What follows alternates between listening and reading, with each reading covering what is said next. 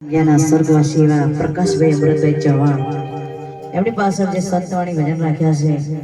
અને એમના માટે જ્યારે અરુણા બારોટની ગાવું છે એમનો પરિવાર ગવડાવે છે અને ગાવું છે ત્યારે કે મને છોડી હાલ્યા પ્રકાશભાઈ આજ રે કે મને નો ધારા મેલીને નવા જાવ રે